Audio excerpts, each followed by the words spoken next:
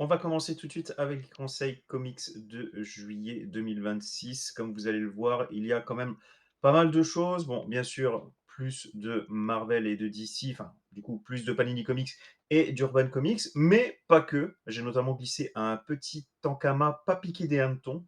Donc voilà, on va faire un petit tour des différentes sorties comics, sachant que, comme je l'ai dit en introduction, bien évidemment, nous n'avons pas tout lu, ce n'est pas possible de tout lire, ou alors vous avez plein d'argent et plein de temps libre, ce n'est pas notre cas. Mais voilà, on a quand même lu pas mal de bonnes choses. On va pouvoir du coup vous présenter une bonne partie des titres qui sont prévus pour ce mois de juillet. Alors pour répondre à ta question, Steph, pas encore, on en parlera la semaine prochaine de Supergirl. On va commencer avec une catégorie un petit peu à part, que j'ai intitulée Les oubliés d'Urban Comics. Pourquoi? Tout simplement, alors déjà parce que Green Lantern, à la base, il était prévu pour juin. Finalement, il a été décalé au 3 juillet, donc sans doute une petite semaine. Donc voilà, je mets un petit oublié parce que c'est vrai que du coup, il fait un peu, ce titre absolu fait un peu paumé, un peu perdu par rapport aux autres qui sortent souvent par deux, on va dire, à part Batman qui a déjà un petit peu plus d'avance. Donc voilà, j'ai voulu le mettre en avant. Martha, est-ce que tu peux nous en parler? Parce que toi, tu es à jour, contrairement à moi. Moi, j'ai quelques numéros encore de retard. Euh, je pense, alors j'ai plus la numérotation du deuxième tome, en plus j'en avais parlé lors de la deuxième vidéo sur la série sur la chaîne. Mais je vous conseille, si vous avez acheté le premier tome et que vous avez apprécié, ou même que vous étiez peut-être pas trop sûr, vous étiez encore un peu mitigé, plus la série avance et plus je l'apprécie. Donc persévérez avec ce deuxième tome, je vous le conseille parce que là ce qu'on a en ce moment c'est plus cool que. Ouais, chaque numéro solidifie mon appréciation du titre. Donc persévérer. Il y a notamment un changement de dessinateur qui, je pense, a aussi pas mal aidé à ce niveau-là. Je sais pas si la transition se fait dans ce tome-là, mais en tout cas, je vous conseillerais quand même de persévérer parce que le lore continue de s'étoffer. Et ça reste toujours assez cryptique et assez difficile à appréhender, surtout si vous êtes un gros fan de Green Lantern classique, où vous avez déjà tout le lore bien rangé dans votre cerveau. Là, on vous demande de réapprendre plein de choses et ça remet plein de choses dans la hiérarchie des couleurs et tout ça.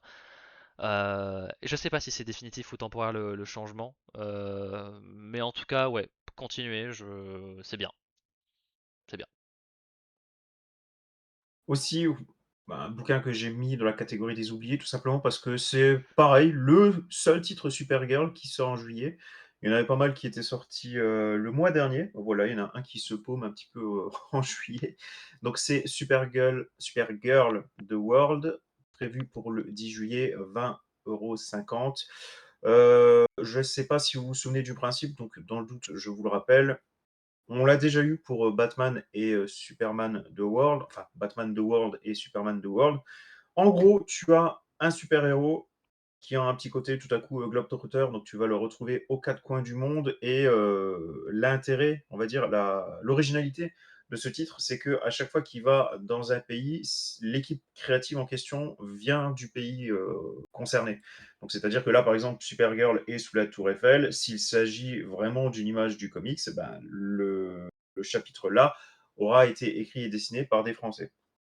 Et pareil, si tu vois Supergirl en train de regarder une corrida, bon, bah, tu sais que les auteurs seront espagnols. Enfin, tout du moins, si la Ou alors corrida ils est en sont du Espagne. sud-ouest comme moi. Oui, voilà, c'est bon, c'est bon. J'étais sûr que tu allais me faire chier, c'est pour ça que j'ai rajouté en Espagne, corrida en Espagne, pardon. Voilà.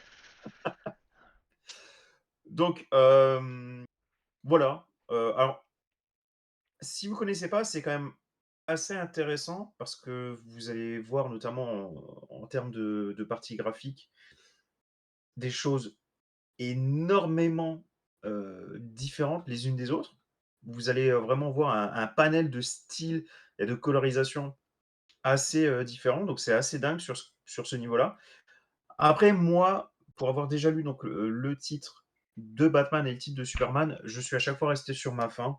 Donc, moi, personnellement, c'est vrai que je vais passer mon tour pour ce Supergirl. Ça se trouve, il est meilleur que les deux autres, hein. Bon, je pars du principe que j'ai essayé deux fois, je vais pas m'acharner dessus, c'est quand même 20,50 €. Si vraiment les retours sont très très bons, voilà, je me laisserai peut-être tenter, mais moi, de moi-même, j'irai pas dessus cette fois, en tout cas.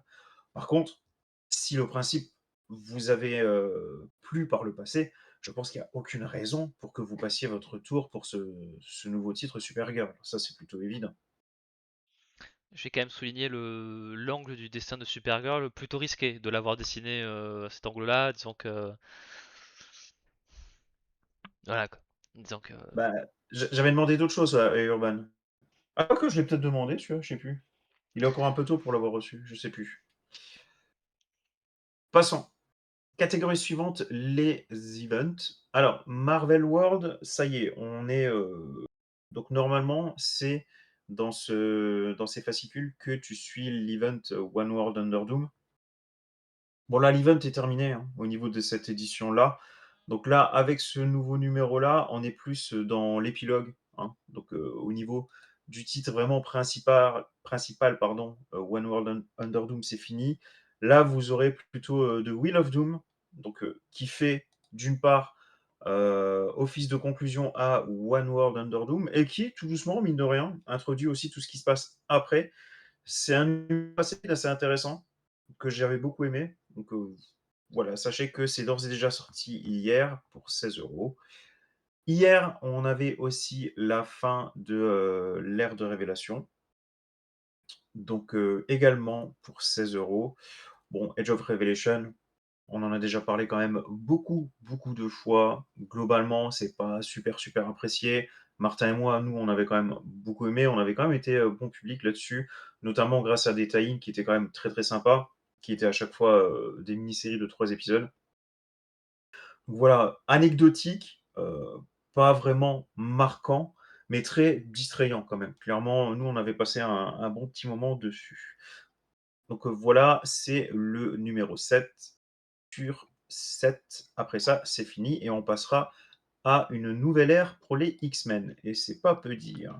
Ah ouais, ça a toujours été un peu comme ça, Mac, hein, forcément, hein. Alors forcément, avec également le prochain film Spider-Man qui arrive, il y a beaucoup, beaucoup, beaucoup de titres Spider-Man qui vont sortir. Parce que là, je vous en mets que 4, mais clairement, il y en a beaucoup plus. Hem, on va commencer avec Spider-Man 94, donc qui est tout simplement un peu, bah, l'équivalent de ce que, Martin va vous parler tout à l'heure, donc c'est-à-dire, X-Men 97, sauf que X-Men 97 a eu la chance d'avoir, la suite en série animée, tandis que pour la série, Spider-Man TAS de 1994, bah, la suite, c'est en comics. Voilà, ils n'ont pas les mêmes valeurs visiblement. C'est un peu dommage, mais bon, on se contente de ce que l'on a.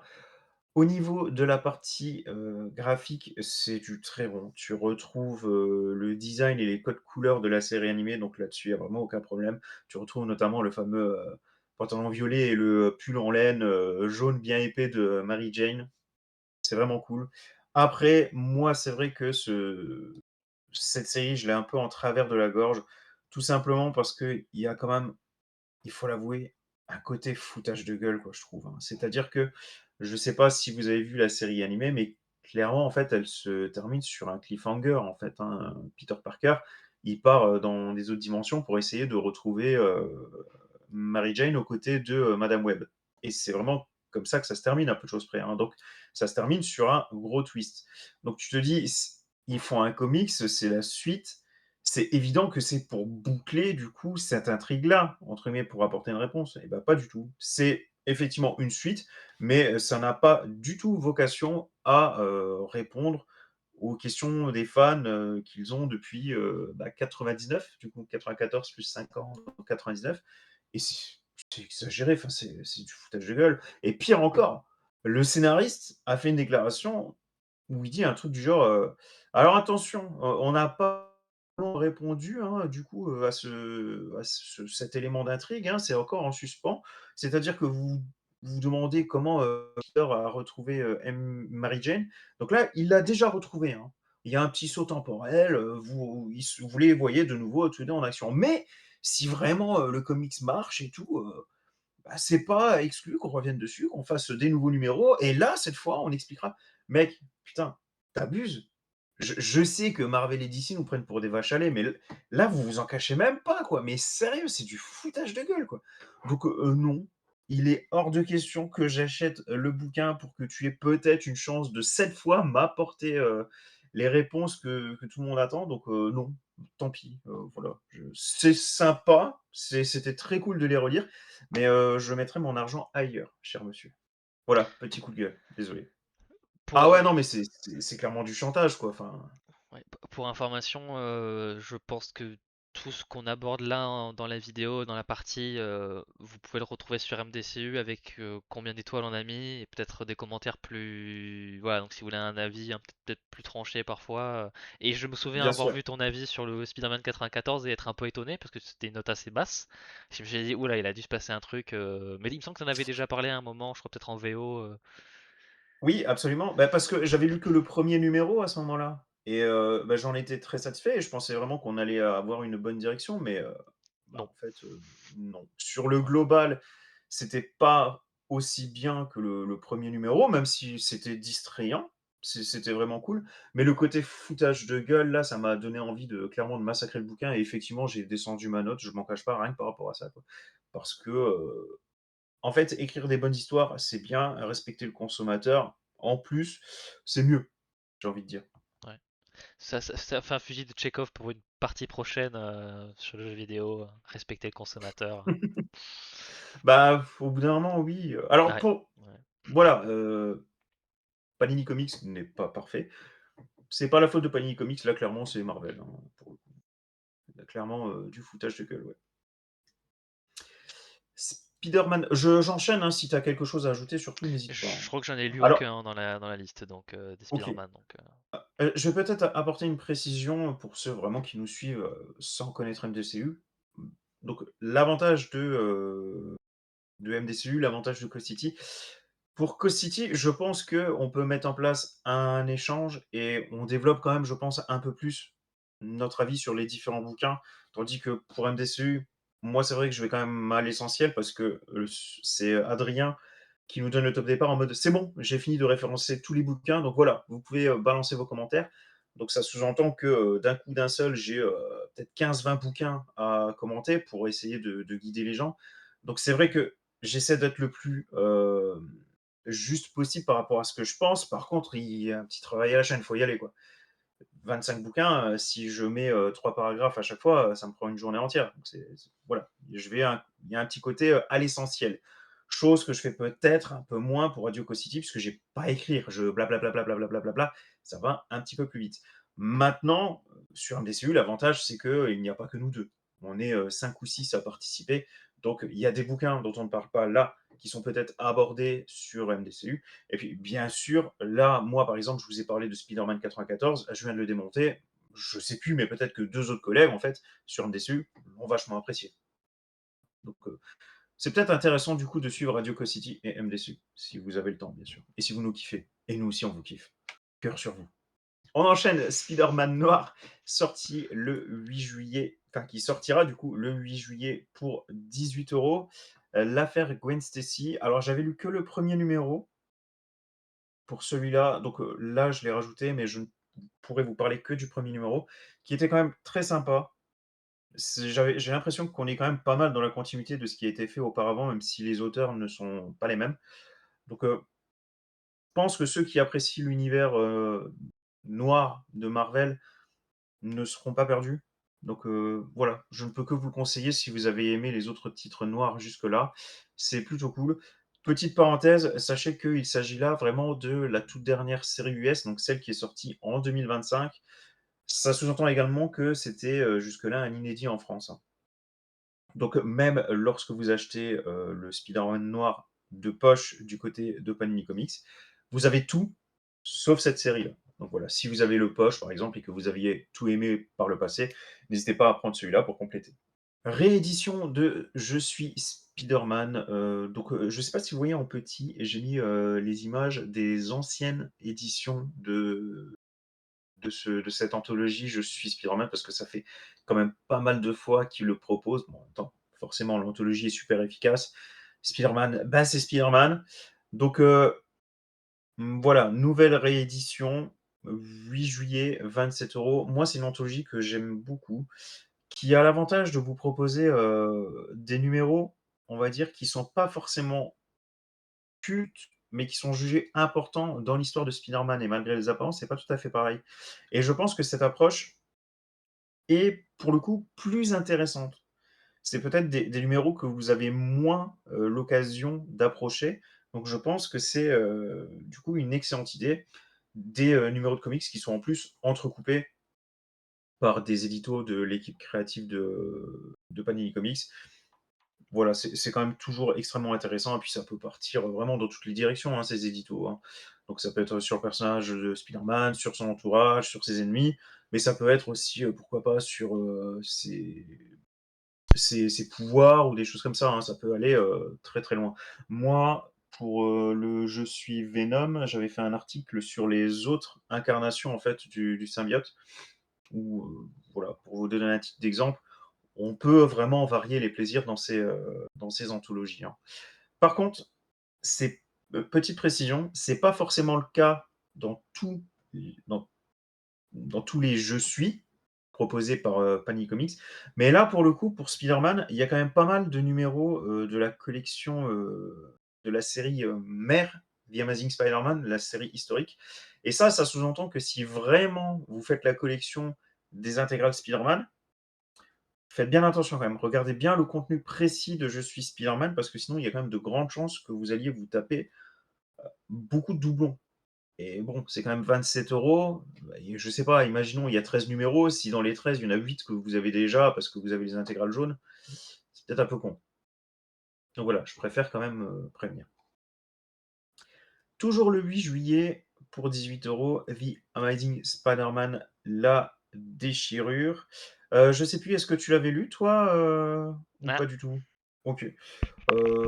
Bon, bah, écoutez, c'était, un titre plutôt sympathique. Maintenant, c'est vrai que ça n'apportait pas grand-chose de neuf à l'univers de Spider-Man. On peut même dire que certains passages sont quand même très convenus et assez ennuyeux. Donc, je peux pas dire que ce soit mauvais, mais c'est vrai que personnellement, je reste clairement sur ma faim. Et je pense que ça va peut-être dépendre de votre relation avec le personnage et surtout si vous avez d'ores et déjà beaucoup lu sur le personnage de Spider-Man. Là, peut-être que vous allez me trouver assez sévère avec cet ouvrage qui, encore une fois, n'est pas mauvais, hein. Mais bon, c'est vrai que du Spider-Man, bah, voilà, maintenant j'en ai quand même bouffé pas mal. Et avec du coup tout ce que j'ai lu en termes de Spider-Man, je peux clairement pas dire que ce titre Spider-Man là soit un indispensable. À l'inverse, si vous n'avez jamais lu de Spider-Man ou si vous avez lu très peu de Spider-Man, ça peut être une option assez sympathique, pourquoi pas, pour avoir un numéro distrayant et plutôt efficace quand même, quoi qu'on en dise, hein. Donc voilà, n'hésitez pas à vous laisser tenter. Je n'ai absolument pas dit que c'était un titre à éviter. J'ai juste dit que moi, c'était pas forcément. Avec tous les Spider-Man qui sortent au mois de juillet, c'est pas forcément celui vers lequel je me pencherai. Ah, notre ami Matt qui a pu extirper une phrase très douteuse qui est sortie de ma bouche. On va enchaîner avec les poches. Est-ce que tu es chaud pour commencer peut-être? ouais, en Comme plus ça, là je bois un coup. j'ai tout lu. En plus, là où avant j'avais Vas-y. rien lu, là j'ai tout lu. On va commencer avec du Marvel, puisque à la fois, alors je sais pas si c'est Panini ou Marvel qui décide de faire des formats de poche, mais ils ont décidé de rééditer l'histoire d'une vie pour la 150e fois. C'est pas pour me plaindre, c'est très très bien. En plus là, bon, 10 €, très abordable. Je refais toujours le même discours.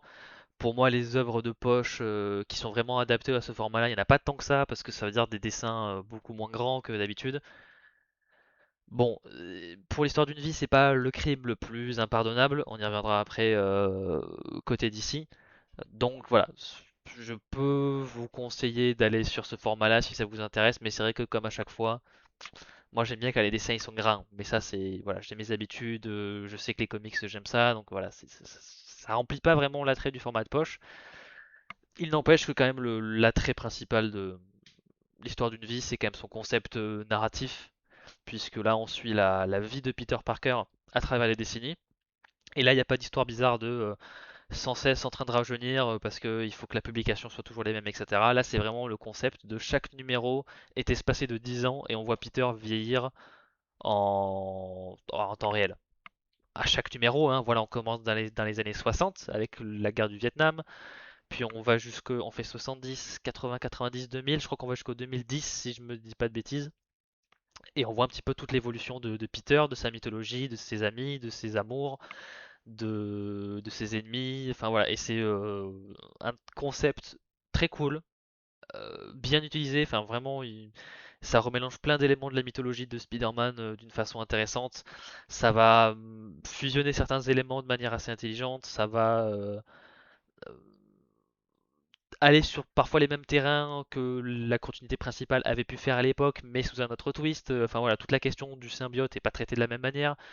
Franchement, ouais, c'est à lire. C'est franchement, je trouve même bizarre qu'ils aient pas décliné le concept plus souvent que ça. Ils l'ont fait pour Fantastic Four, les 4 Fantastiques. Et là aussi, c'était plutôt cool. C'était pas aussi bien maîtrisé que pour Spider-Man, mais c'était plutôt cool. Et je suis étonné qu'ils aient pas repris ce même concept pour tout le monde en fait. Mais voilà, parce que franchement, l'histoire d'une vie, Spider-Man, c'est. Et puis bon, les dessins, c'est Mark Bagley. S'il est très bon sur Spider-Man, et voilà, Chip Zdarsky, voilà, c'est pas son premier bon titre du tout, donc valeur sûre. Pour moi, valeur sûre de conseiller l'histoire d'une vie. Donc c'est vrai que je m'étais pas vraiment posé la question, mais maintenant que tu le dis, et en plus connaissant Marvel qui aime plutôt bien, avoir des chouchous dans la popoche, on peut se poser la question de effectivement pourquoi ils ont pas, réitéré l'expérience avec, d'autres univers. Parce que, le principe est vraiment sympa et je pense qu'il est suffisamment accessible pour qu'ils puissent trouver un public relativement large. Donc c'est vrai que c'est assez étonnant. D'autant plus que c'est clairement pas une initiative qui leur fait peur, hein. Enfin, je veux dire, on parle beaucoup de Spider-Man noir parce que ça a énormément marché, mais enfin, techniquement, il y a énormément d'univers, qui sont passés au noir, hein, durant une petite période du côté de Marvel. Donc voilà, c'est quelque chose qu'ils peuvent faire. Alors, pourquoi est-ce qu'ils ne l'ont pas proposé pardon, pour d'autres personnages? C'est vrai que c'est une question à se poser. Peut-être que, parce que je suppose que Fantastic Four est sorti après, peut-être que lui n'a pas eu le même Sans doute, ouais. succès que Spider-Man, hein. Après tout, il n'a pas été réédité autant de fois non plus, hein. Donc c'est peut-être un Ouais, signe, hein. peut-être, ouais. Est-ce que je continue? Oui, vas-y, je vais prendre un des livres que je dois présenter aussi tout à l'heure, du coup, parce que Ça je l'ai oublié en marche. bas. Alors, on enchaîne avec le deuxième Marvel, euh, qui est Spider-Man, la dernière chasse de Kraven. Là aussi, Spider-Man, on l'a dit, hein, c'est le mois de Spider-Man, mois de juillet, avec le film qui sort bientôt. Là aussi, réédition d'un classique. Bon, là où l'histoire d'une vie, pour moi, c'est plus un classique moderne. On verra si vraiment il tient l'épreuve du temps. La dernière chasse de Kraven, c'est un classique, voilà, bien cimenté dans son statut. Il n'y a aucun doute là-dessus. Là aussi, Mike Zeck au dessin, voilà, qui a quand même fait son temps sur Spider-Man, et JMD Mathéis. Là aussi, gros nom des comics, hein. Pas tout à fait la même génération que des Kirby, etc. Mais bon, voilà, il a son empreinte quand même dans le milieu. Pour des raisons comme la dernière chasse de Kraven, hein, parce que c'est vraiment un récit incontournable de Spider-Man. Encore plus de Kraven, mais même pour un récit Spider-Man, ça fait partie des meilleurs récits Spider-Man de tous les temps. C'est un petit peu le premier et vraiment le seul récit de Kraven qui est à conseiller pour plus ou moins n'importe qui. Comme on peut avoir des récits vraiment, par exemple The Killing Joke, c'est vraiment le récit du Joker par excellence. Pour moi, la dernière chasse de Kraven, c'est la même chose pour Kraven, quoi. C'est vraiment le... Alors c'est pas du tout sa première apparition, mais c'est un petit peu là où le personnage a regagné en vitalité, ce qui est assez cocasse au vu de comment au vu du bouquin, j'en dis pas plus, mais voilà, c'est vraiment là où le personnage il a brillé de mille feux. La fin, délicieusement sombre et amère, on va dire ça comme ça. Mais ouais, franchement, foncez quoi. Si vous êtes fan de Spider-Man et que vous n'avez pas vu la dernière chasse de Kraven, allez-y. En plus, c'est la période où Peter a le symbiote, donc il est un petit peu en mode, voilà, il est un peu sur les nerfs le garçon. Donc c'est très très bon. Pour moi, ça n'a pas du tout vieilli. Ça se lit très très bien. Ouais, Quel- rien à dire de ouais. plus. Bon, c'est vrai que tu dis que Spider-Man, l'histoire d'une vie a été édité plusieurs fois. Alors du coup, que dire de La Chasse de Craven, hein? Je Oui, pense que ça a dû être, réédité, peut-être 3 fois plus, hein. C'est ouais. vraiment, dès qu'il y a un truc Spider-Man, on balance La Chasse de Craven, hein. Ouais, C'est je à ce pense point-là, que hein. ça fait partie des must-have, il me semble, dans les formats plus grands, Oui, etc. Ça a dû être réédité lors du fabuleux film Craven. Donc voilà. sans doute. Voilà. Voilà. On passe du côté de chez DC. Je vous mets au défi de le dire très vite, c'est pas évident. Avec Doomsday Clock, je suis pas le plus grand fan de Doomsday Clock. J'en ai peut-être déjà parlé sur la chaîne, je sais plus. Pourtant, Si une fois tu avais fait un point sur, tout ce qui tournait autour de Watchmen. c'est vrai, c'est vrai. Euh, Équipe de choc, Geoff Jones, Gary Frank. Là, par contre, parlant de Gary Frank, format de poche pour du Gary Frank, c'est un peu un crime, un peu comme Kingdom Come. Oui. L'attrait numéro un du bouquin, c'est ses dessins, c'est ses visuels. Donc le lire en format de poche, c'est c'est pas comme ça que je conseillerais de le lire. Donc après bon, voilà, c'est toujours les questions de budget. Si c'est le seul moyen et que vous avez envie de le lire, je ne vous arrête pas. C'est toujours une bonne alternative, c'est ces formats de poche. Mais ouais, les dessins sont somptueux. Ça fait partie, je crois que c'est parmi les tout derniers travaux de Gary Frank et de Jones, hein, d'ailleurs, chez DC. Donc c'est un petit peu leur dernière contribution, du moins pour le moment. Après, bon, c'est spectaculaire, ça implique énormément de personnages de l'univers. Il y a, il y a des très bonnes choses aussi dedans en termes de scénario et tout ça. En fait, tout ce que tout ce que le bouquin fait vraiment de manière indépendante dans sa propre bulle, je trouve que c'est très solide. Le problème, c'est que ça a essayé d'emporter tout l'univers d'ici pour essayer un petit peu de le remodeler. Et en fait, avec les retards de publication et la vitesse à laquelle DC changeait à l'époque, le bouquin était, genre je l'ai mis sur MDCU, le bouquin était obsolète avant même d'être terminé, quoi. Donc, c'est un peu, ouais, c'est un peu, je sais pas, c'est un peu pété dans le vent, quoi. C'est marrant, c'est drôle, hein, mais ça sert pas à grand chose. Donc, ouais, c'est un très beau spectacle, mais voilà. Et en plus, bon, ça se veut être un peu une des suites de Watchmen, lourd héritage. Je pense qu'il s'est pas mis les bons, ouais, je pense qu'un peu trop ambitieux et n'a pas su délivrer à temps tout ce qu'il avait envie de faire. Donc, mais je Donc ce conseille que quand tu es même. en train de dire globalement, c'est que Doomsday Clock, c'est surtout, beau avant d'être bien, sachant que là, c'est proposé en format de poche, donc du coup, les planches en prennent un coup déjà de base. Oui, après, enfin, c'est, en fait, c'est plutôt bien aussi, mais disons que le titre aurait dû être autre chose, en fait, dans une autre vie. Voilà. Il y a des bonnes idées, j'aime beaucoup l'histoire de Coleman et tout, mais je sais pas, ouais, pour un truc qui était censé être vraiment la révolution de DC, et voilà, ça combine et l'univers de DC et de Watchmen, ça a été teasé pendant des années avec les arcs précédents de Jones, ça a été teasé avec le bouton, enfin, c'est vraiment, genre, ça faisait des années que c'était préparé, et en fait, ça finit comme ça, et ça n'a pas vraiment Ouais, d'importance, bon, il y a un dommage, côté, tout ça pour ça. Mais je pense que exactement. c'est exactement parce que Matt en parle, là, il parle de 3 jokers, je pense que c'est exactement le même problème que 3 jokers. Mm.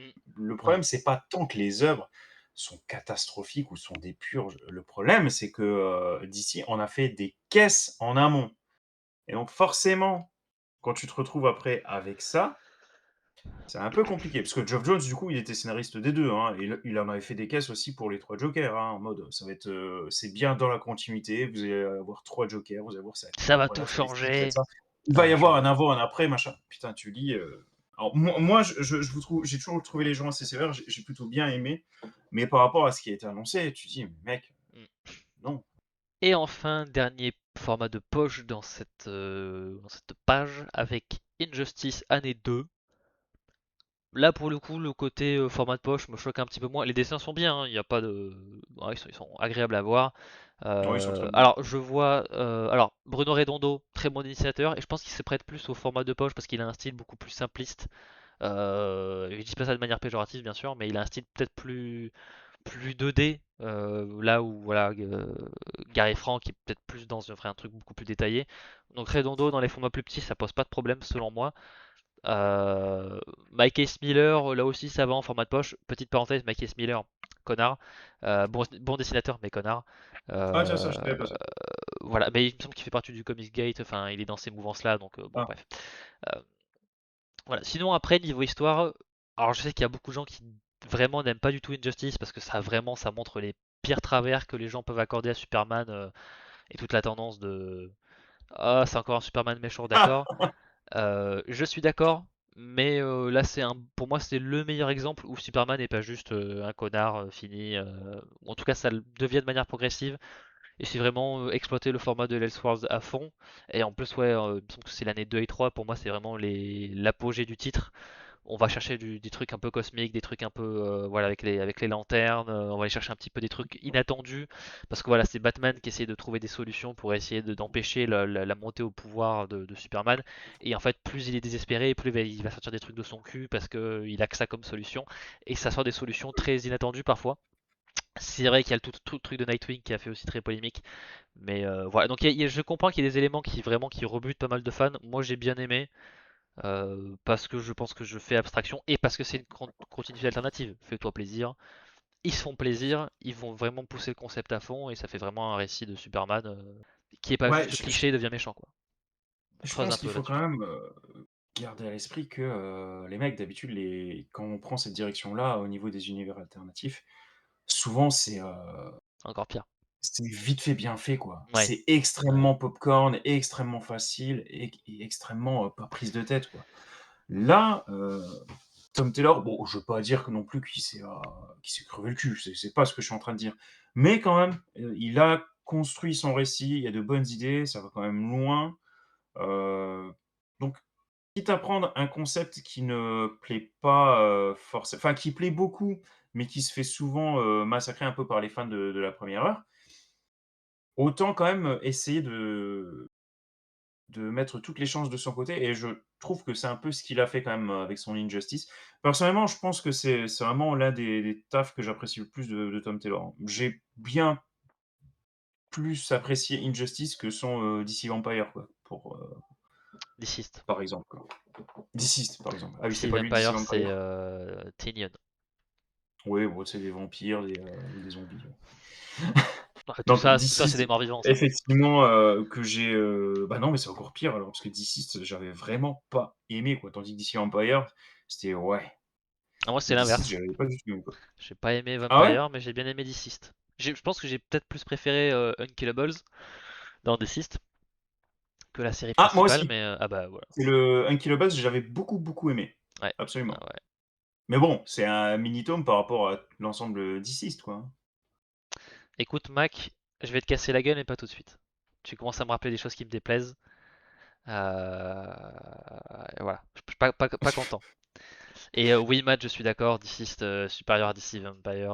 Alors je dirais pas qu'il est au bout du fion, mais disons que j'ai lâché assez vite. Voilà. Je suis peut-être moins tranché. Je suis moins tranché en live. Si j'avais des enregistrements de moi sur Discord avec mes amis, je pense que j'irais en prison, mais ça c'est une autre histoire. Je suis Pour un peu... Injustice, juste histoire Ah de oui, pardon. finir, donc là, on en est à l'année 2, donc ce qui correspond, au tome 3 et 4 de l'ancienne édition. Et là, c'est un tome qui se focalise clairement sur l'univers interne. Chaque année va se focaliser sur un pan de l'univers, de DC Comics à peu de choses près, hein. Ouais, Pour cette année 2, c'est les Green Lantern et c'est très bon. c'est très très bon. Il y a des choses assez tragiques hein, d'ailleurs, côté lanterne. Ah oui. Ah bah là, je te laisse y aller parce que à nouveau, je n'ai rien lu. Eh ben, tu as tort. Ouais, je m'en Mon doute. Dieu que tu as tort, mais je vais préciser mes propos quand même. On commence avec Exquisite Corpses. Ah bah, j'aurais pu le prendre aussi, tiens. Il y a tout qui est sur ma table de nuit, je les ai pas pris ceux-là. Bon, tant pis. Il sortira le 10 juillet pour 7,90 €. Bon, je crois que j'en ai déjà parlé, hein, donc il s'agit d'un titre écrit par, James Tynion Ford, qui a un petit côté un peu, battle royale, peu de choses près Wedding Nightmare, où, tu as, 12 tueurs, 12 ou 13 tueurs qui, doivent s'affronter, encore une fois, un peu en mode, qui sera le dernier, et le gagnant donne la victoire à la famille qu'il représente. Hem, Moi, ce que j'avais dit jusque-là, et mon avis n'a pas changé avec ce dernier fascicule, donc le septième, c'est que, c'est bien, mais il y a strictement rien de nouveau. Si vraiment vous avez vu, heu battle royale, enfin si vous avez, mangé, ouais, du battle royale, bah, j'en ai plein là, battle royale, du Darwin's Game, du jeu d'enfant, toutes ces du Dodge Hunt, toutes ces cultures-là, bah, du coup, Exit Courses, il y a rien de nouveau là-dedans, en fait. Donc c'est vrai que tu restes un petit peu sur ta faim parce que niveau originalité, il y a vraiment rien de nouveau dans un genre où on a déjà fait un peu le tour, quoi, mine de rien. Après, encore une fois, il y a une promesse qui vient avec, la sortie de cet ouvrage, c'est que cette série n'est que le début de quelque chose de bien plus grand. Vraiment, c'est comme ça que James Tynion Ford nous l'a présenté dès le début, avec, multiplication des mini-séries, peut-être même d'adaptation, tout le tralala. Donc, ça a l'air d'en prendre la direction parce que franchement, alors déjà Urban Comics te le propose en 3 éditions différentes, donc c'est pas rien. Donc, fascicules, reliés et grand format. Sachant que, je me suis fait chier du coup à comparer, c'est le grand format, donc celui qui n'est pas du tout sorti encore, qui est le moins cher, si ça vous intéresse. Donc, si vraiment vous n'avez rien acheté encore en termes d'Exquisite Corsis, vous avez autant attendre un peu, passer sur les fascicules, passer sur les recueils et prendre le très grand format qui sortira plus tard, parce que ce sera moins cher. Mais voilà, sachez qu'aux États-Unis, c'est le cas aussi, hein, avec, 2, mini-séries qui ont été lancées, il y a peu et qui sont également dans cet univers, hein, d'Exquisite Corsis, puisqu'on se focalise sur, 2 des, des tueurs à gages, enfin des tueurs, engagés par la famille. Le grand format, Urban Comics l'a annoncé, là, pour ses, sorties de fin d'année. Donc ça sera forcément octobre, novembre ou décembre. Donc voilà. Exit Corpses, à la limite, si vous connaissez pas du tout le principe, si vous ne connaissez pas Battle Royale de 2000, bah déjà, il faut le connaître, c'est très bien, je vous le conseille. Mais dans ces cas-là, peut-être que vous êtes un peu plus surpris, mais sinon, globalement, sachez que c'est sympa, mais il n'y a rien de nouveau à l'horizon. Beneath the trees where nobody sees, Spring, il est là. Alors non, ce n'est pas le titre original, c'est tout simplement une suite. Alors une suite, c'est pas un tome 2 pour autant, hein, et c'est pas un spin-off non plus. On va dire c'est une suite un peu indépendante, c'est-à-dire que l'éditeur Ankama le dit direct: «Si vous avez pas lu le premier, c'est pas grave, vous pouvez lire celui-là». Et ben, j'en suis la preuve vivante, hein. J'avais pas lu le premier, j'ai attaqué directement avec celui-là. Je l'ai adoré, donc je peux déjà vous dire que j'achèterai le premier tome. Le premier tome, c'était un gros succès en 2025, c'était un des gros succès, en termes de chiffres, je sais pas, mais en tout cas critique pour l'année 2025. Donc voilà, l'auteur revient, auteur et dessinateur revient pour ce nouveau tome. Si vous avez aimé le premier, même si je ne l'ai pas encore lu du coup, je ne peux que vous conseiller ce deuxième. Ça m'étonnerait que vous soyez déçus. Moi personnellement, j'ai beaucoup, beaucoup aimé. Alors après, peut-être qu'une fois que j'attaquerai le premier tome, je me dirai: «La vache, le deuxième il était vraiment pas ouf, hein». Mais franchement, j'ai beaucoup aimé. Les dessins te donnent pas envie? Oh, tu violent mec. Regarde-moi ça. Ouais, il y a un T'arrives à côté agrandir? très. Oui, je viens d'agrandir. Ah, je vais montrer plusieurs images. Oula, ça m'a l'air assez Franchement, ah oui, violent, c'est hein. pas là pour rigoler. Ah, ouais, d'accord, ok. Bah, en fait, c'est ça qui m'a super surpris, quoi, en fait, donc encore une fois, moi, c'est mon premier pas dans cet univers. C'est que les dessins, moi, je les trouve magnifiques, mais Hmm. surtout, entre les dessins et la colorisation, je trouve que c'est vraiment tout en douceur, quoi. Tu as l'impression que c'est un bouquin qui pourrait être pour des gamins, Exactement ce que j'allais tellement, dire, ouais. tellement regardez-moi, c'est la tortue, quoi, enfin, c'est vraiment, C'est Franklin, quoi. mais carrément! Ouais, C'est vraiment, à ce point-là, quoi. Donc je trouve ça tout mignon. Alors c'est vrai que du coup, quand, tout à coup tu as, bah, du coup un meurtre qui sort un peu de nulle part, bah, toi tu es en mode, «Wow, qu'est-ce qui se passe, quoi?» Est-ce que j'arrive à vous en montrer un autre? Ouais, là je peux vous en montrer un autre, ouais. Donc, c'est vrai les dessins, si mignons, si doux, avec, ce côté, méga violent tout à coup, moi c'est vrai que ça m'a, super surpris. Donc, voilà, j'ai pas encore vu d'autres retours sur ce bouquin, donc je sais pas ce que les autres en pensent. Encore une fois, peut-être que, ils vont vous dire que par rapport au premier er tome que c'est de la merde, j'en sais rien. Moi, j'ai pas encore lu le premier, mais ce deuxième, j'ai déjà beaucoup, beaucoup aimé. très, très intéressant. Au niveau de l'histoire, c'est, est-ce que je peux le dire sans trop vous spoiler, je pense? Ah, je pense qu'il y a pas trop le choix, bon, puis le premier tome est sorti comme l'année dernière. Au niveau du premier tome, en fait, on suit, une tueuse qui découvre que tout à coup dans sa ville ou dans son village, je sais pas, il y a un autre tueur qui est apparu et donc elle va essayer un peu, d'enquêter pour trouver qui est cet autre tueur et là, dans ce deuxième tome, en fait, elle fait venir la sœur d'une de ses victimes et la sœur n'arrive pas à passer le cap, à mettre tout ça derrière elle. Elle enquête, elle enquête, elle enquête et on sait pas trop pourquoi, mais du coup, la tueuse lui envoie un message pour lui dire: «Si tu veux vraiment, découvrir ce qui s'est passé, rejoins-moi, dans le Vermont à tel endroit» et puis, voilà. Alors elle dit pas quelle est la tueuse, mais elle dit clairement: «Si tu veux en savoir plus, va à cet endroit, ce qui se passe» et pour l'instant, j'en suis là parce que, bah, comme vous pouvez le voir, il me reste encore 15 pages, à peu près 15 planches à lire, donc je ne sais pas encore la fin. Mais c'est très, très, très, très bon. L'édition aussi, pardon, très sympa, je trouve, avec aussi le petit marque-page intégré. Ça fait toujours plaisir. Voilà. Batman Second Night, je l'ai aussi. Je l'ai mis. Malheureusement, je n'ai pas eu le temps de le lire. Donc, du coup, je peux que vous le présenter. Je ne sais pas ce que ça vaut, d'autant plus que je n'ai pas lu First Night. Donc, écrit par Dan Jurgens et dessiné par Mike Perkins. Comme le premier, je suppose, ça a été réalisé dans le cadre du Black Label. Enfin, ça a été placé dans la collection Black Label. Je ne sais pas par contre si vous connaissez le principe, mais un peu de choses près. Il s'agit de Batman dans les années 40. Donc, au niveau contenu, au niveau scénario, je ne peux pas trop vous en dire. Par contre, au niveau dessin, non seulement c'est, du feu de Dieu, mais en plus tu ressens bien quand même pour le coup effectivement les années 40. Alors là, au niveau dessin, on ressent pas forcément les années 40, on ressent juste du très, très bon Batman. Regardez-moi ce Scarecrow, il est juste à tomber par terre, il est magnifique. Il fait très Magicien d'Oz. Enfin, il y a un côté très Oui, je trouve classique. aussi. Ouais, ouais. Ouais, ouais, ouais, ils ont pas été, trop loin et à côté de ça, tu peux peut-être ressentir les années 40 un peu plus sur ces images-là. Là, tu vois, par exemple, le costume de Batman qui est totalement différent et ou même, par exemple,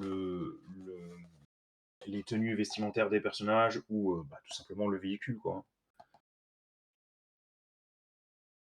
J'ai le First Night dans ma liste de lecture depuis 600 000 ans, il faut que je m'y mette. Ah, et ben voilà, Ah tu bah lis le comme first, Mac. je lis le second et puis on se tient au jus. C'est Voilà. parfait. Ouais, il y a Ouais, c'est le même là, costume de vous base, ouais. voyez vous voyez un peu vous voyez Superman qui fait une petite apparition.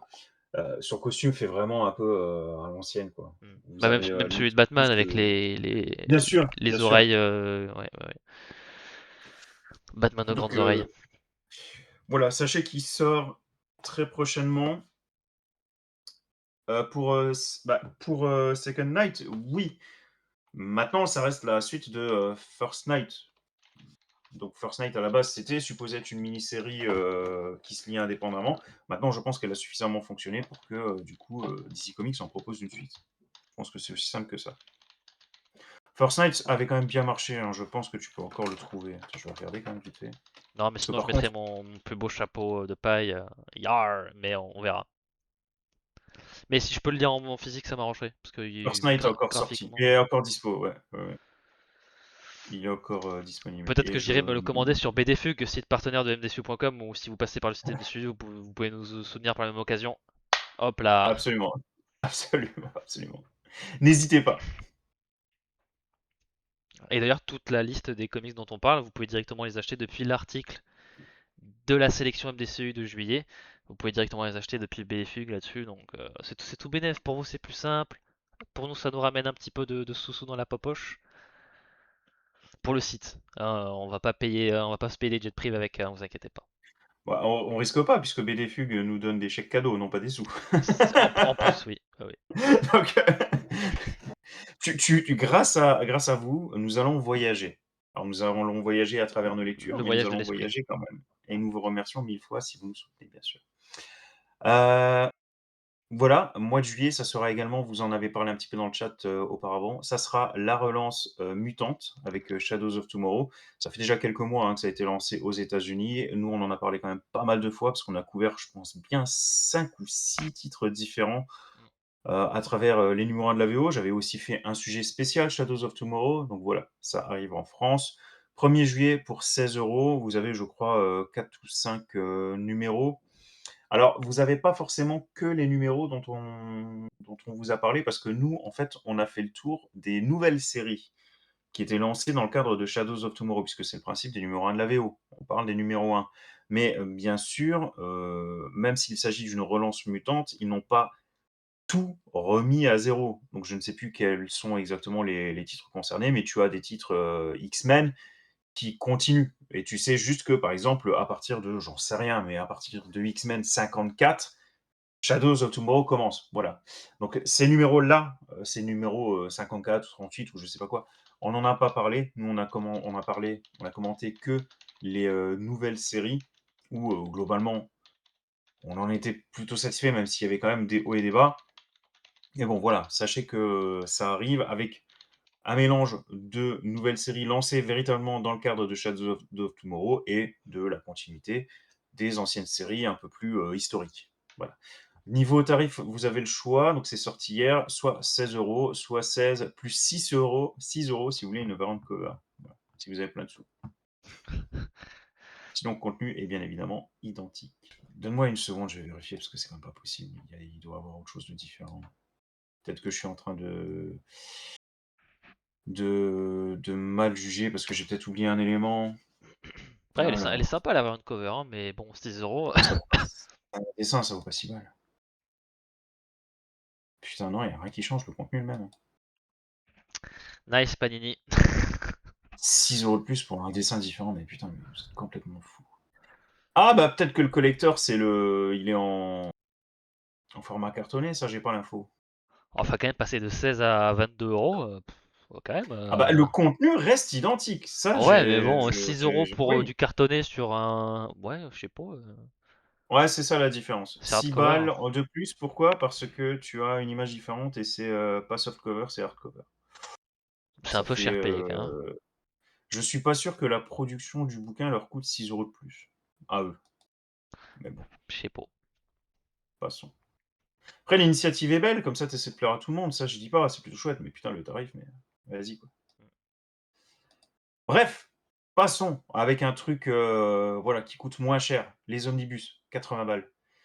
On dirait comme ça que je blague, mais techniquement, par rapport au prix à la page, je pense que c'est une des meilleures offres, de comics en France actuellement, ça reste les omnibus, avec bien évidemment le poche, mais bon, c'est pas comparable puisque, les planches des poches sont bien plus petites. On arrive au dernier omnibus, des, Punisher présentés par, Garth Ennis. Alors là, à peu de choses près, dans ce quatrième, c'est simple, vous avez, tout ce qui reste, hein. C'est-à-dire que Garth Ennis, il a fait plusieurs séries, Punisher et une fois qu'il a vraiment, terminé le gros du travail sur le Punisher, il a été tellement apprécié que voilà, que c'était pas rare qu'il revenait sur l'univers du Punisher, à la demande de Marvel par-ci par-là pour des, mini-histoires et là, vous avez un peu toutes les mini-histoires qu'il a réalisées, après son, son gros run sur l'univers du Punisher. Donc vous avez notamment, les mini-séries, Platoon, Warzone, Punisher Soviet, vous avez aussi Get Fury. Donc vous avez quand même des choses qui ont d'ores et déjà été éditées, hein, la plupart du temps en France. Je suis même pas sûr qu'il y ait de l'inédit. S'il y en a, il doit pas y en avoir beaucoup, mais voilà, ça reste plutôt bon.